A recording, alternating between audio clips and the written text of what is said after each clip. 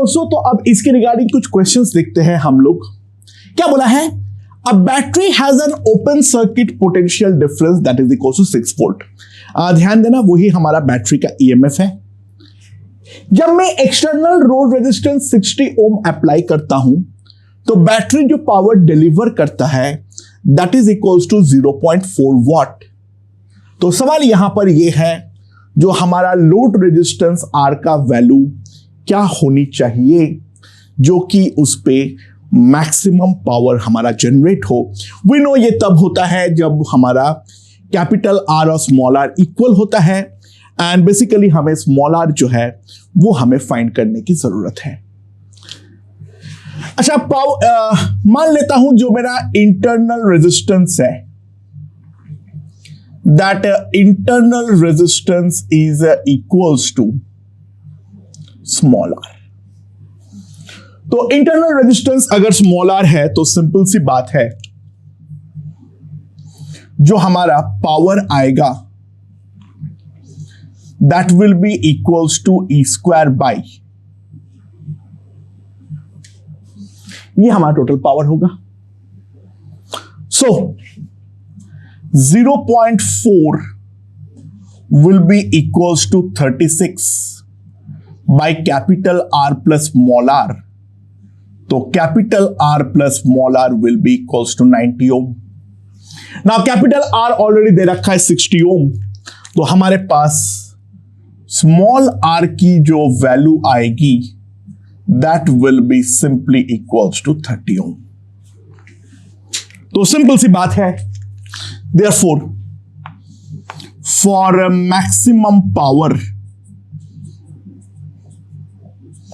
Capital R must be equals to small R. Capital R और small are equal होनी चाहिए, यानी capital R हमारा होनी चाहिए 30 ओम, और मैक्सिमम पावर जो होगा वो हमारा कितना होगा? मैक्सिमम पावर हम जानते हैं that simply comes out to B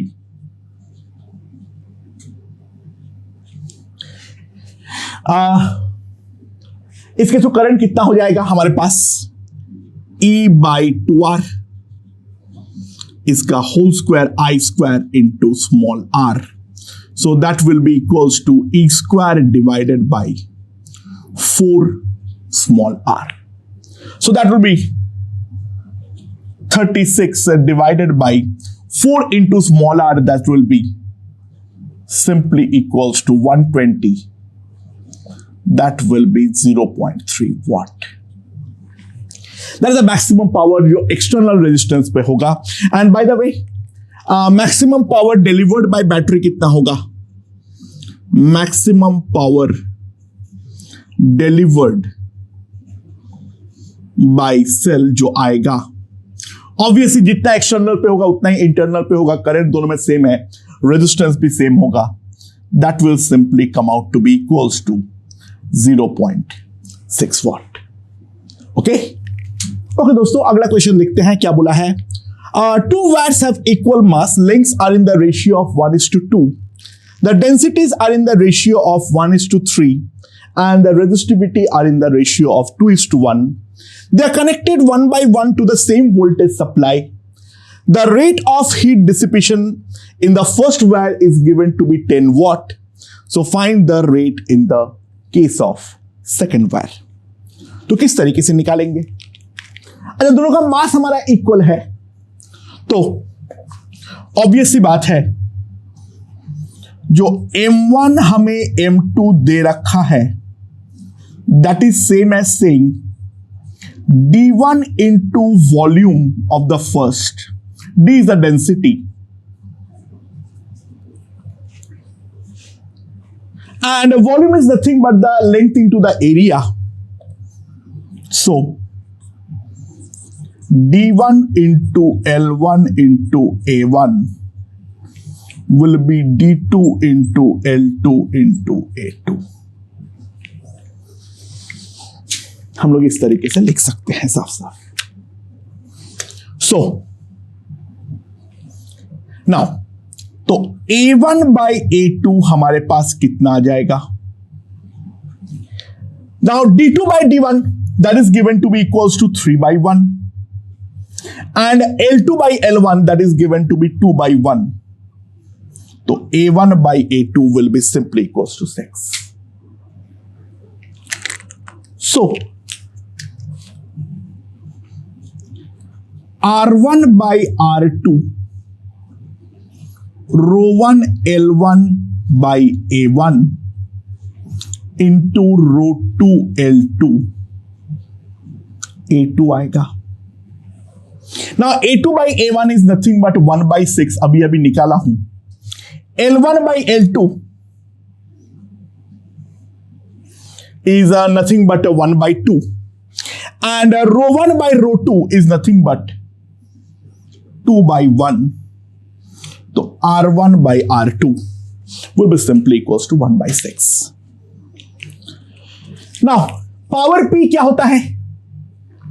क्योंकि सेम वोल्टेज के अक्रॉस मैंने किया हूं, so that will B V square by R. तो P1 is to P2 will be R2 is to R1, and R2 is to R1 is nothing but 6. So P2 will be P1 by 6. So that will be 10 by 6. That is 5 by 3 watt. यहां पे voltage दोनों में same था क्योंकि same voltage के across connect किया है. तो पावर का जो फॉर्मूला तुम इस्तेमाल करोगे that is going to be V square by R. Okay दोस्तों, अगला क्वेश्चन देखते हैं. The current I in a resistor R decreases uniformly to 0 in a time interval of t, and the total charge that passed through it is equals to Q. Then we have to find the total heat produced in R. ठीक है, right. अच्छा, तो अगर मैं current versus time का graph draw करता हूं तो जो बोला गया है उसके अकॉर्डिंगली, क्योंकि ये यूनिफॉर्मली डिक्रीज करता है, तो मान लो इसका इनिशियल वैल्यू जो है वो हमारा है I0, ये है हमारा T, और IT ग्राफ का area under the curve obviously Q आएगा, क्योंकि इंटीग्रल IDT हमारा Q होता है. तो ऑब्वियस सी बात है, मैं यहां से एक चीज बोल सकता हूं, half into I0 into T is equals to Q. तो I0 will be 2Q by T.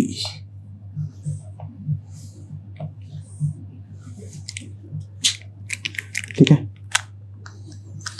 तो करंट I मेरे पास क्या आ जाएगा? That will be simply equals to,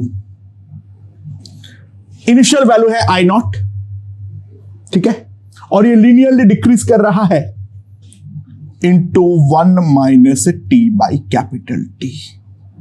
That can be the simple linear relation that we can write. जब I0 का value हमें definitely मालूम है.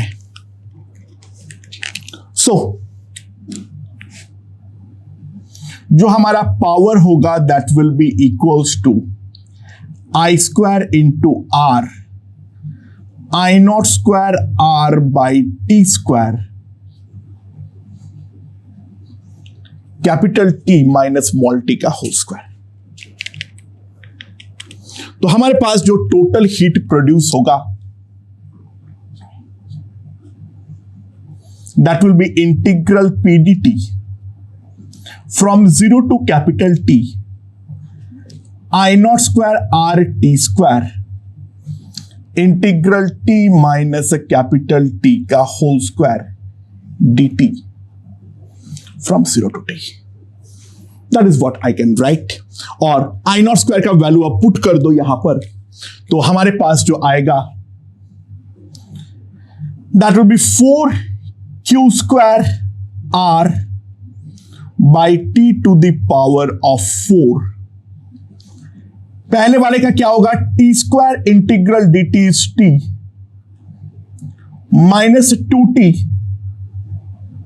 T square by 2 plus T cube by 3. ये हमारे पास आ जाएगा, that is the integration. And अगर हम ध्यान दें तो this term is gone, that will be simply T cube by 3. तो इसका जो वैल्यू आएगा that will B 4/3 Q square R upon T. So that is the total amount of heat produced.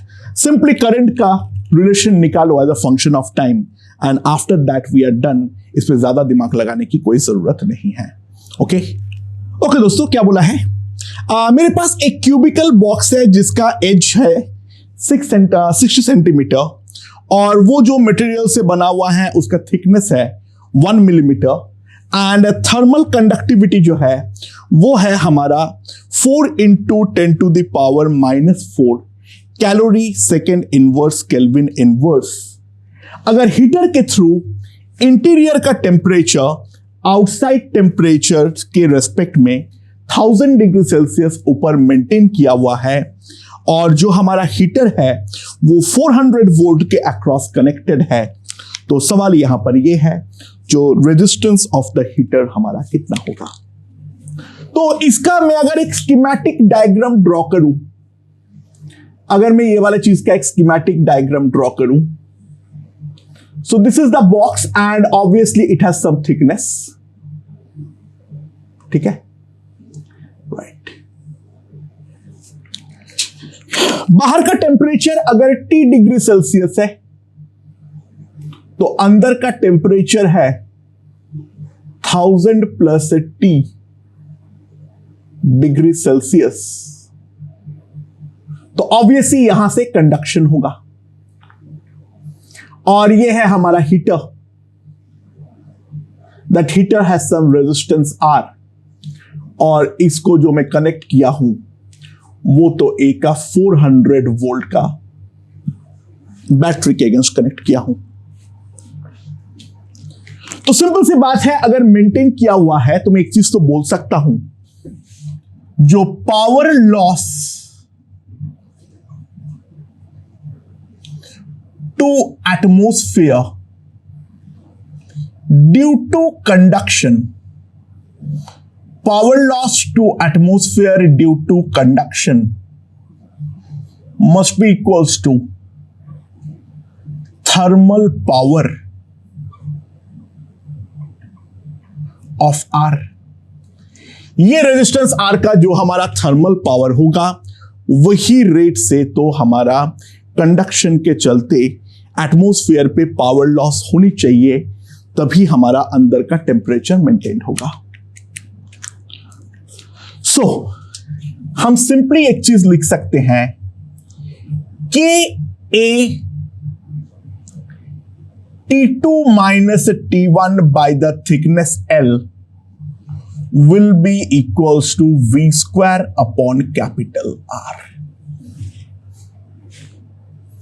So, जो हमारा रेजिस्टेंस का value होगा that will be V square L by KA T2 minus T1. तो दोस्तों हमारे पास जो R आएगा V स्क्वायर हमारे पास कितना आ जाएगा 16 × 10⁻⁴. ठीक है, 400 स्क्वायर मतलब 16 × 10⁴. लेंथ L जो आएगा, ध्यान देना यहां पर हमारे पास जो यूनिट में दे रखा है, मैं यूनिट में करेक्शन किया था वो थोड़ा गड़बड़ था. यहां पे सेंटीमीटर इनवर्स पे है तो सब कुछ को हम सेंटीमीटर में कन्वर्ट करेंगे लेंथ और एरिया को. ये है मेरा 0.1. K जो है वो है मेरा 4 × 10⁻⁻⁴. ये हो जाएगा हमारा 60 स्क्वायर. ये है हमारा 1000. अच्छा बट एक गलती मत करना, 4.2 से डिवाइड करना मत भूलना. ठीक है, क्योंकि ये जो हमारे पास यूनिट आएगा वो तो हमारा कैलोरी में आएगा, तो कैलोरी को जूल में ले जाने के लिए हमें डेफिनेटली 4.2 से जो है वो हमें मल्टीप्लाई तो करना पड़ेगा, क्योंकि I²R जो है वो तो हमारा 4.2 जो है वो हमारा जो आएगा वो तो हमारा जूल में आएगा right hand side, left hand side हमारा कैलोरी में आएगा. तो इन दोनों को इक्वेट करने के लिए हमें डेफिनेटली 4.2 से मल्टीप्लाई नीचे करना पड़ेगा. So if I see, so this one is gone. ये चीज तो चला गया. एंड यहां पर हमारे पास है 4, तो मेरे पास आ जाएगा 4 36 इंटू 4.2, ऊपर हो जाएगा 100, that will B 400 by,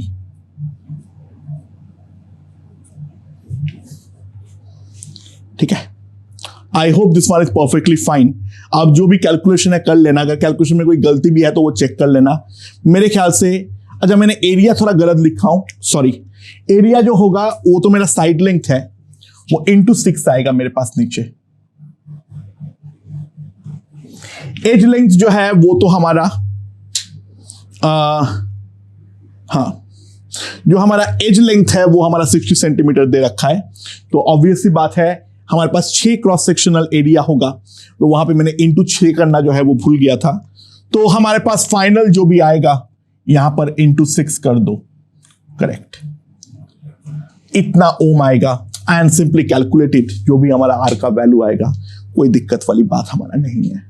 okay okay दोस्तों, ये वाला क्वेश्चन देखते हैं क्या बोला है। 3 equal resistors when connected in series across a source dissipates 10 watt of power in total, ठीक है, टोटल पावर वो है। Find the total power dissipated in the same resistors if they are connected in parallel across the same source। तो it's very simple and straightforward. जो हमारा R series होगा that will be simply equals to 3R।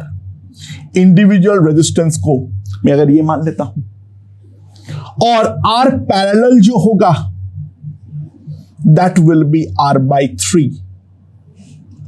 तो series का जो power होगा V²/RS होगा, power in parallel जो होगा V²/R पैरेलल होगा। तो सिंपली अगर मैं दोनों को डिवाइड कर दूं, पैरेलल में पावर बाय सीरीज में power, that will be simply equals to RS by RP and that will be equals to 9। And series का पावर जो है वो है मेरा 10 वॉट, तो पैरेलल का पावर जो होगा that will be equals to 90 watt। Parallel का पावर जो होगा that will be equals to 90 watt। Okay okay दोस्तों, हम एक बैटरी ग्रिड बना रहे हैं। टोटल हमारे पास 24 सेल्स है। अब हमारे ग्रिड बनाने का एक रूल है, हमें जो रोज बनाना है, जिन रोज को हम पैरेलली कनेक्ट करेंगे, वो सारे रोज आइडेंटिकल होना चाहिए और वो सारे रोज हमारा पैरेलली कनेक्टेड होगा। एंड हर हमारा जो बैटरी का इंटरनल रेजिस्टेंस है वो हमारा 1 ओम है, और हमारे लाइफ का पर्पस है 10 ओम का एक रेजिस्टर पे हमें मैक्सिमम पावर जो है वो हमें डिलीवर करना है। तो सवाल यहां पर ये है, जो हमें टोटल ऐसे कितने रोज बनाना पड़ेगा, हमें ऐसे टोटल कितने रोज जो है वो हमें बनाना पड़ेगा। सो that is the question in the point. ठीक है, तो हम किस तरीके से कर सकते हैं इसके बारे में एक बार देखते हैं। तो मान लो each row has n cells, so that implies 24/n rows। अरे बाय द वे ऑब्वियस बात है, n जो है वो 24 को डिवाइड करना चाहिए, तो n का वैल्यू जो हो सकता है वो हो सकता है 24, 12, then 8, 6, 4, 3, 2, 1। ठीक है, अच्छा हर एक रो का जो हमारा n सेल्स अगर है, तो smaller of each row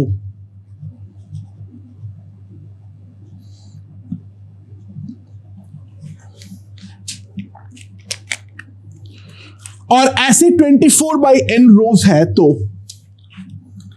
R equivalent जो होगा that R equivalent will be n by 24 by n. So that will be equals to n square by 24. अच्छा, एक बात यहां से क्लियर हो गया होगा, हम एग्जैक्टली 10 पर तो कभी पहुंच नहीं पाएंगे क्योंकि n उस पे जो आएगा वो हमारा फ्रैक्शन में आएगा, वो तो हो नहीं सकता है। यानी एग्जैक्टली 10 ओम बनाने का तो कोई तरीका है ही नहीं। तो हम 10 ओम के जितना ज्यादा नजदीक बना सकते हैं उतना नजदीक बनाने का कोशिश करेंगे, बट एग्जैक्टली हमारा 10 ओम बनाना तो किसी भी हालात पर संभव है ही नहीं। सबसे पहले हम इस बात को रियलाइज करें। अच्छा, तो करंट आई हमारे पास कितना आ जाएगा? That will be some value of a, I don't, अगर हम देखें अगर हर एक का रेजिस्टेंस ई है तो सीरीज में कनेक्ट करूंगा तो एन ई होगा, तो N E divided by capital R by N square plus 24। हर एक में अगर ई है तो एन ई होगा, और पैरेलल में सेम होता है तो फिर फर्क नहीं पड़ता है, वो तो हमारा n e by n e ही रहेगा। सो 10 ओम वाले का जो पावर होगा that will be n e into are,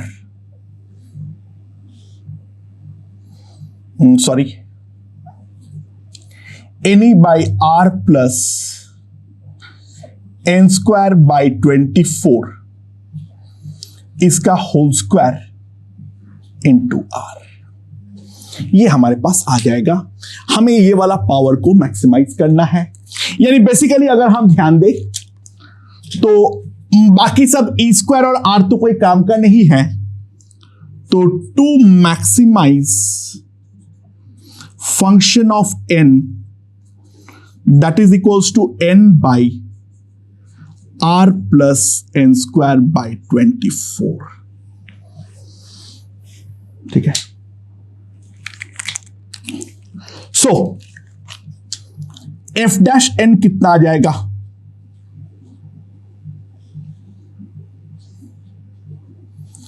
r plus N square by 24 इसका होल स्क्वायर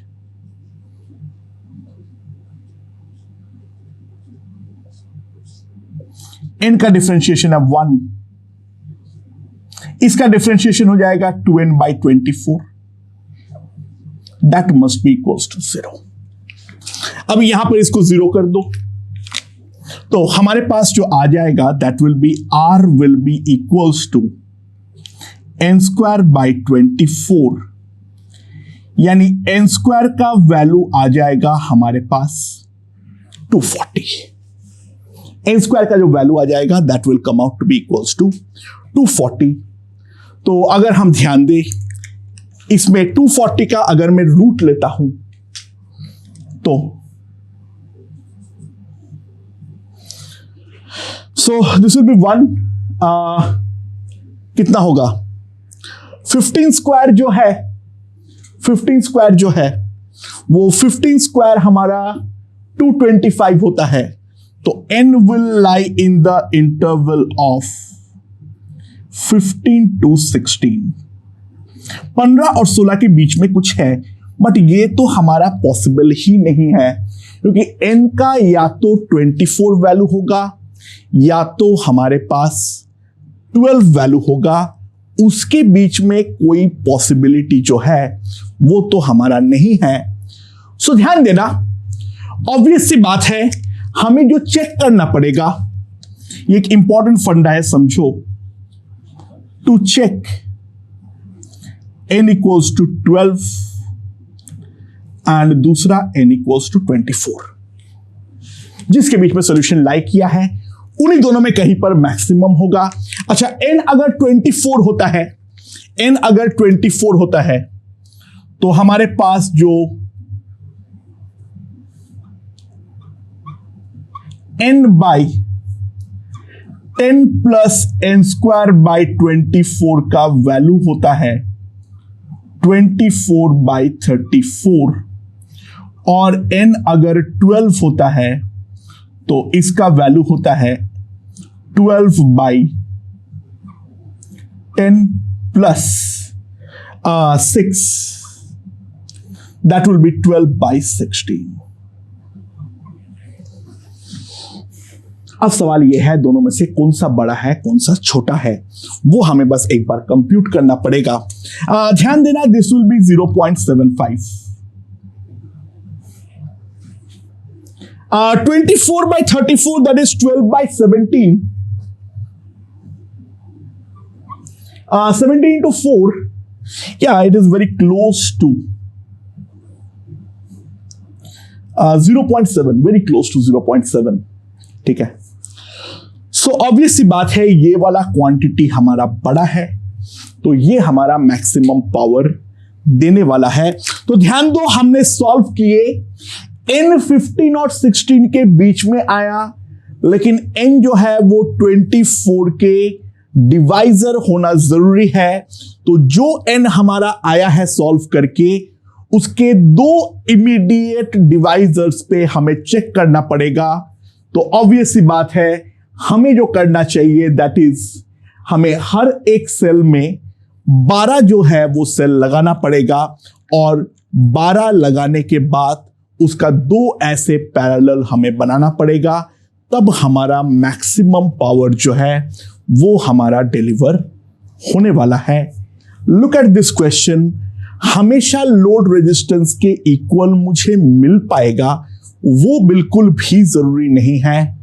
तो इन दैट केस हम इस तरीके से अप्रोच करेंगे, और फिर जो 2 नियरेस्ट इमीडिएट वैल्यूज है, जो परमिसेबल वैल्यूज है, उन पे हमें चेक करना पड़ेगा जो कौन सा वाला केस पे बड़ा आ रहा है, क्योंकि एब्सोल्यूट मैक्सिमा तो अटेन हो ही नहीं सकता है. सो बात यह है, जो मैक्सिमम कहां पर आएगा, that has to be checked separately. This is very close to 0.7. This is 0.75. So this one is larger. So we need 2 rows and each row having 12 cells. Okay? Okay दोस्तों, ये वाला देखते हैं क्या बोला है. The 2 bulbs are rated at a 25 watt 110 volt and 100 watt 110 volt. They are connected in series across a 220 volt electric supply. Which of the one will fuse, if any? ठीक है.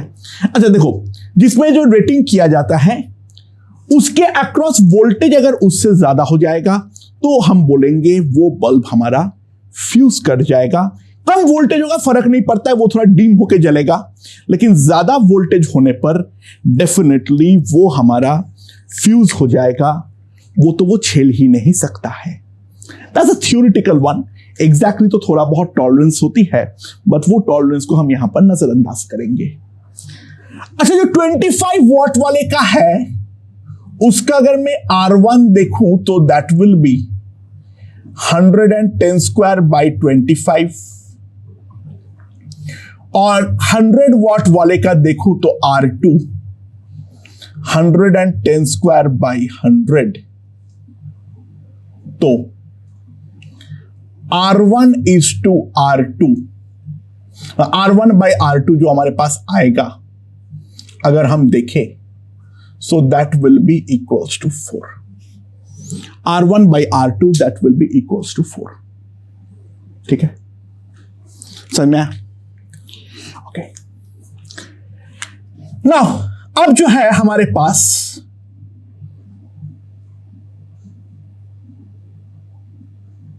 this is my R1, this is my R2, और इसके across मैंने connect कर दिया हूं 220 volt. R1 जो है वो है मेरा 4R2. तो ट्राई टू रियलाइज, दोनों में करंट तो हमारा सेम ही आएगा.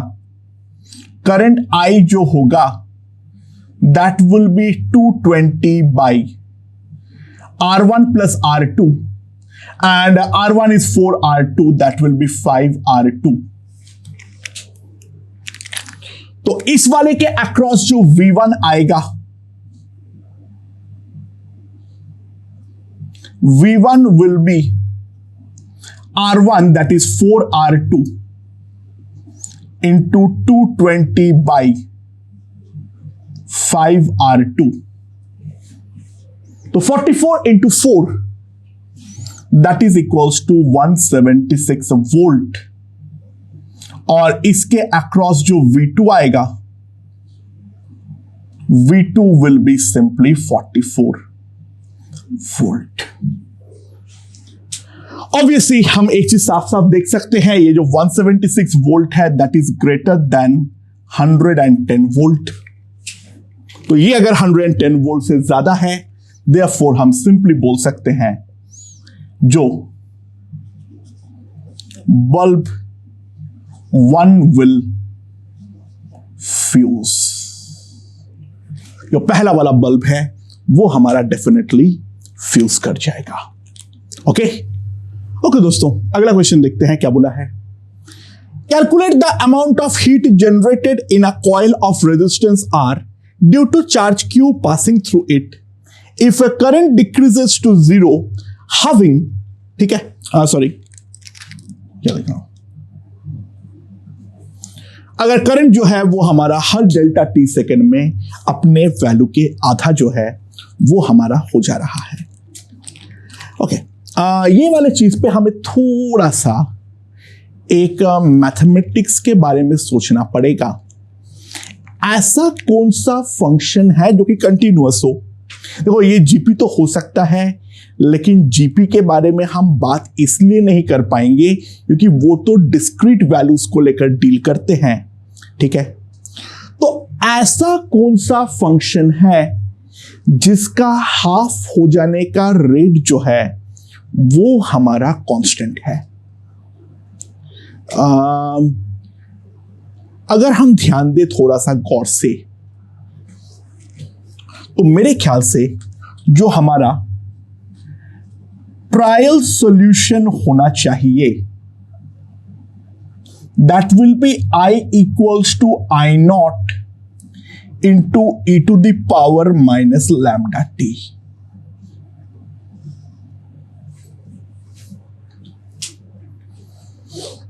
That should be my trial solution, क्योंकि जो पावर फंक्शन होता है वो सेम रेट से डबलिंग या ट्रिपलिंग करता है। तो नेगेटिव लगा देने पर, क्योंकि फंक्शन अगर डबल या ट्रिपल होगा उसका 1/, जो है वो 1/2 या 1/3 टाइम्स इक्वल इंटरवल पे करने वाला है। लेट्स सी बात सही है या नहीं। टी अगर मेरा डेल्टा टी होता है तो आई मेरा I0/2 हो जाना चाहिए। तो सिंपल सी बात है, I0/2 will be I0, lambda कोई भी कांस्टेंट है, ध्यान देना, lambda delta T. So half will be e to the power minus lambda delta T.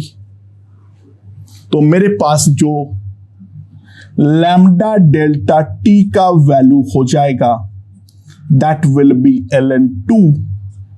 तो लैम्डा मेरे पास आ जाएगा ln2 बाई डेल्टा टी। ठीक है, सो मेरे पास जो आ जाएगा, इस लैम्डा का वैल्यू को मैं यहां पर अगर पुट करता हूं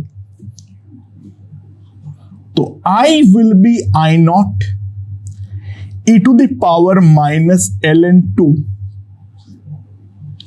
t बाई डेल्टा टी। ये 2 के पावर में चलेगा, e to the power ln तो वही होगा। तो यहां पर मेरे पास आ जाएगा e to the power I0 into -2 by delta T. So that is the value of I, जो कि हम साफ साफ देख सकते हैं। Now integral I dt, obviously ये खत्म जो होगा वो तो हमारा इनफाइनाइट टाइम बाद होने वाला है। So from 0 to infinite must be equals to Q। तो हम लिख सकते हैं I0 2 to the power minus t by delta t into dt from 0 to infinity that must be equals to Q. ठीक है, तो यहां से मेरे पास आई नॉट का वैल्यू जो है आएगा। अच्छा, ए टू द पावर एक्स का हमारा इंटीग्रेशन क्या, ए टू द पावर के एक्स का इंटीग्रेशन क्या होता है? बहुत सिंपल सी बात है, ध्यान दो। इसको मैं ऐसे भी लिख सकता हूं,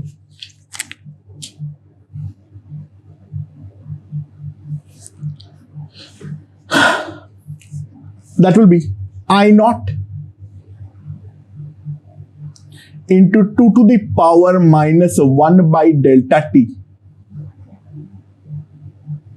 integral 0 to infinity 2 to the power minus t dt, that will be simply equals to q। ठीक है, तो इसका इंटीग्रेशन जो होगा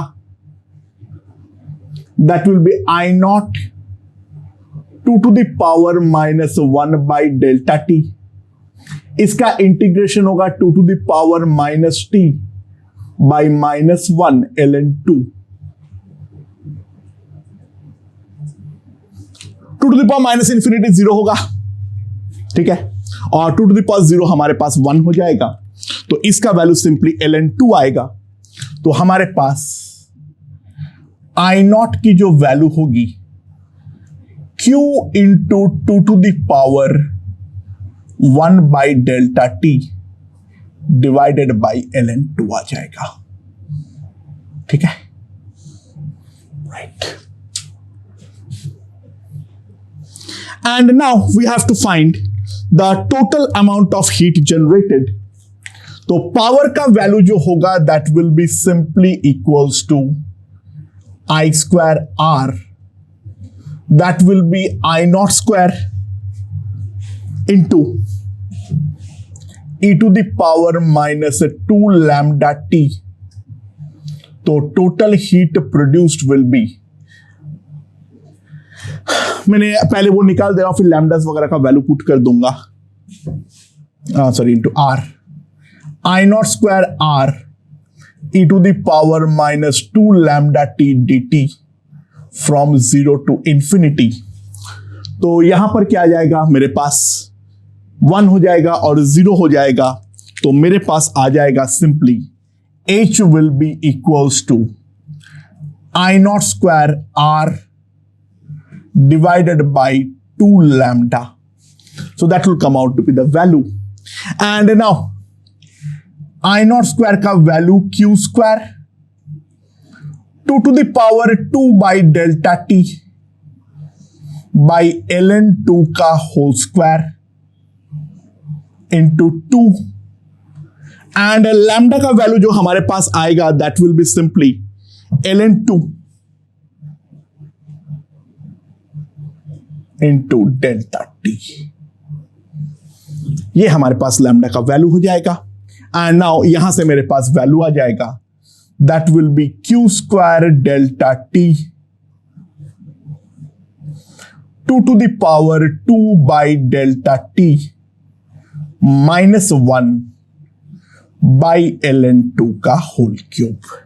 So that is the total amount of heat produced। Please check the calculation, मेरे ख्याल से सही है, बाकी सब तो हमारा ऑटोमेटिक है। मेथड जो है वो एक बार समझ लेना यहां पर जरूरी है। ओके ओके दोस्तों, दो बल्ब है मेरा इस तरीके से, 200 वोल्ट 100 वॉट का पहला बल्ब एंड 200 वोल्ट 200 वॉट का दूसरा बल्ब। तो टोटल अगर हम इसके अक्रॉस 100 वोल्ट का एक बैटरी को मैं कनेक्ट करता हूं तो हर एक लैंप पे हमारा पावर जो है वो हमारा कितना होने वाला है, that is the question asked to us. तो हम किस तरीके से निकालेंगे इसके बारे में एक बार के लिए पहले देखते हैं। ठीक है, अच्छा, इस वाले का जो रेजिस्टेंस होगा दैट विल बी R1, उसको मैं क्या लिख सकता हूं, that will B 200 square divided by 100, V square by R equals to P, तो R will be V square by P, so that will simply come out to be 400 ohm। और दूसरे वाले का जो रेजिस्टेंस होगा R2, that will be 200 square by 200, that will be 200 ohm। ये है दोनों बल्ब्स के रेजिस्टेंस जो हम लोग साफ साफ देख सकते हैं। सो जो हमारे पास टोटल रेजिस्टेंस आ जाएगा R1 plus R2, that will be simply equals to 600 ohm. Total resistance जो हमारे पास आएगा that will simply come out to be equals to 600 ohm. तो हमारे पास करंट जो आ जाएगा 100/600, that will be 1/6 ampere. So left वाले पे जो पावर आएगा P1, that will be I² into R1 1/36 into 400. So that will be equals to 100/9 watt. और P2 जो होगा that will be I² into R2 into 200. That will be 100/18 watt. So these will be the powers of the two. दोनों ही obviously maximum power पे तो glow करेगा ही नहीं। And कोई भी एक हमारा एक बार चेक कर लेता हूं, इसके अक्रॉस जो हमारा V1 होगा, ठीक है, मतलब चेक करने की भी जरूरत नहीं है, मैक्सिमम 200 वोल्ट झेल सकता है। मैंने कनेक्ट ही किया हूं 100 वोल्ट के अक्रॉस, फ्यूज होने का तो कोई सवाल पैदा ही नहीं होता है। तो दोनों का पावर जो है हम गौर से ध्यान दे सकते हैं, जो हायर वोल्टेज वाला है that is giving me the lower power, और जो लोअर वोल्टेज वाला है that is giving me the higher power. देखो पैरेलल पे जो हमारा रेशियो है दोनों पावर्स के for the same voltage marking, और जो कि नॉर्मली सेम होता ही है, ठीक है, सीरीज में पावर्स जो होंगे उसका एग्जैक्ट इनवर्स रेशियो में होने वाला है, क्योंकि एक में फॉर्मूला लगेगा V²/R, दूसरे में फॉर्मूला लगेगा I² into R। तो यहां पर पावर का जो रेशियो है उसका एग्जैक्ट इनवर्स रेशियो पे सीरीज पे हमें पावर मिलने वाला है, जो हम साफ साफ देख सकते हैं। ओके